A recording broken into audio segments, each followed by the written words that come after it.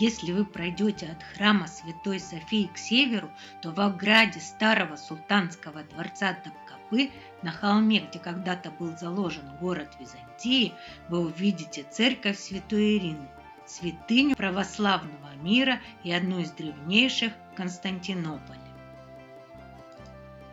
Приветствую вас, дорогие друзья, гости и подписчики нашего канала. Мы продолжаем путешествовать. Сейчас находимся в Стамбуле, на территории дворца Топкапы. За моей спиной церковь Святой Ирины. Сейчас мы туда пройдем, прогуляемся, и я немножко расскажу историю.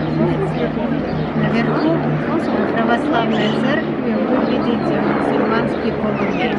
И сейчас я вам расскажу, в чем тут дело.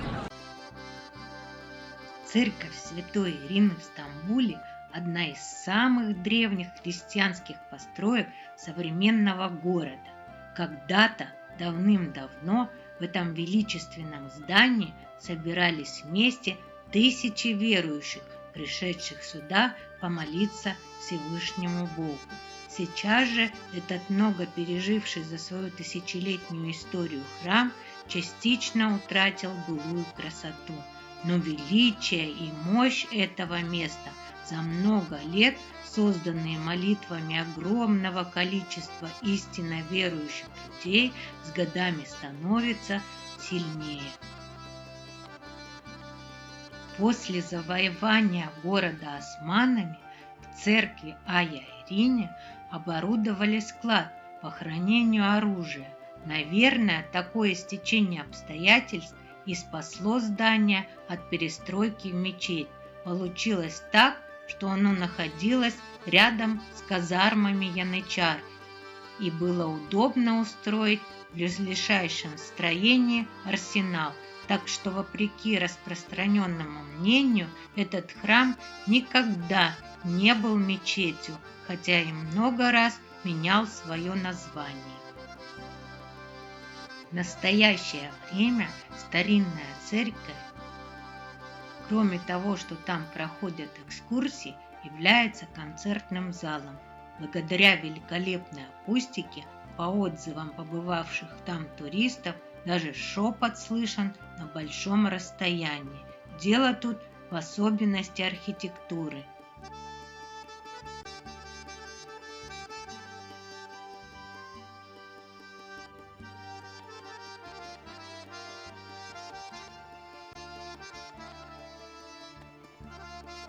Мечеть Долмабахче выполнена по проекту архитектора Карапета Баляна, расположена к югу от одновременного дворцового комплекса на берегу Босфора.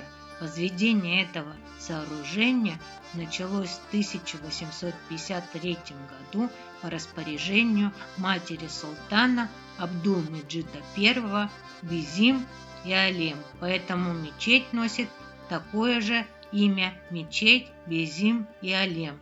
После смерти этой Валиде Султан строительство завершил ее сын. Это одна из самых роскошных декорированных мечетей в стиле барокко.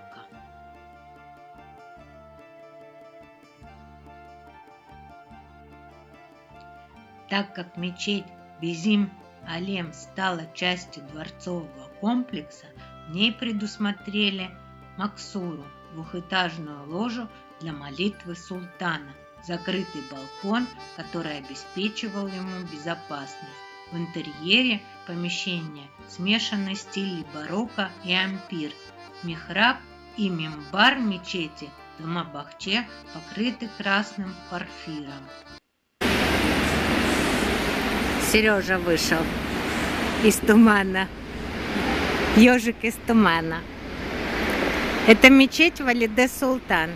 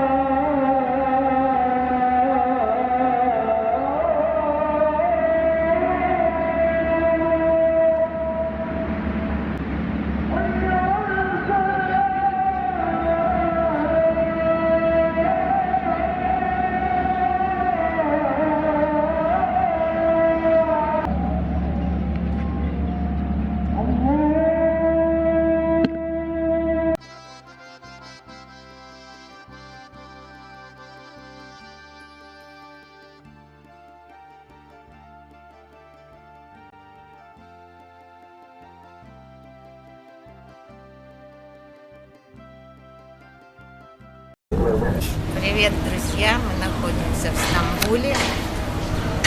У нас короткая прогулка, затянувшаяся, и мы попали в мечеть Валиде Султан. Приглашаю вас прогуляться. В Стамбуле множество самых разнообразных мечетей, которые словно соревнуются между собой в красоте и роскоши убранства. Одним из таких великолепных мусульманских храмов в Стамбуле является мечеть Валиде Султан, или, как ее называют, Новая мечеть. У нее очень интересная история. Несмотря на то, что женщины по мусульманским обычаям играют в политической и социальной жизни очень маленькие роли, а несколько веков назад они и вовсе были абсолютно бесправны, тем не менее именно женщины нередко скрыто управляли той же самой Османской империей, и в этом были, конечно же, султанские жены, любимые жены.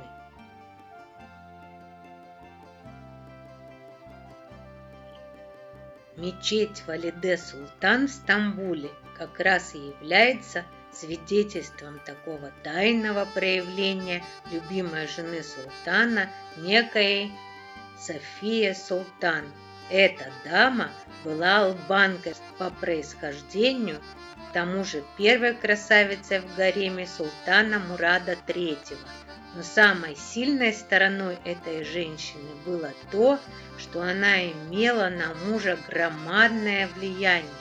Целых 20 лет София была единственной женой Мурада III, и это при том, что он имел огромный гарем прекрасных наложниц.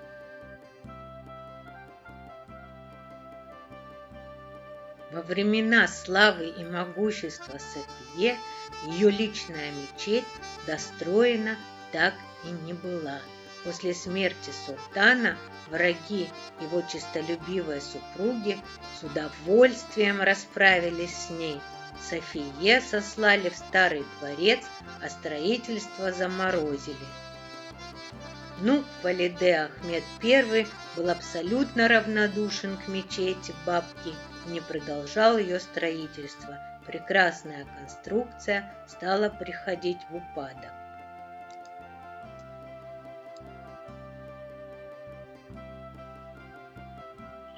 И только при Мехмеде IV мечеть была достроена. На этот раз проектом руководила мать владыки Хатидже Турхан Султан. В итоге мечеть Валиде Султан в Стамбуле строилась больше 60 лет. Добраться до мечети Валиде Султан можете трамваем номер 1 от станции Кабатаж до остановки Эминию.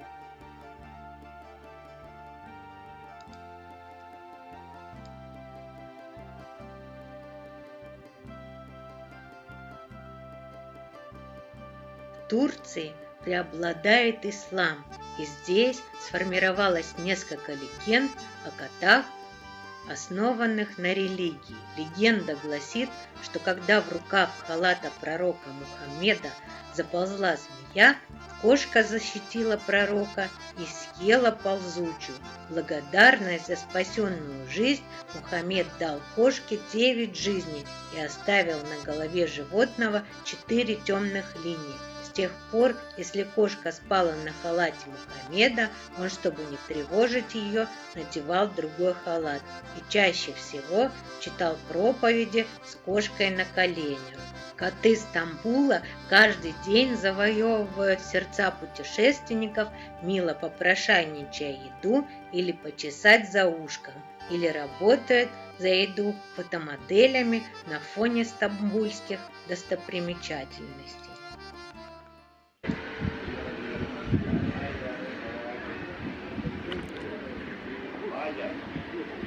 Кожи нет. Привет. Привет. Как дела? Хорошо. А у вас? Красиво. Красиво? Супер. Молодец. Москва? Yes. Папа не идет? Самолет ковер? Не надо.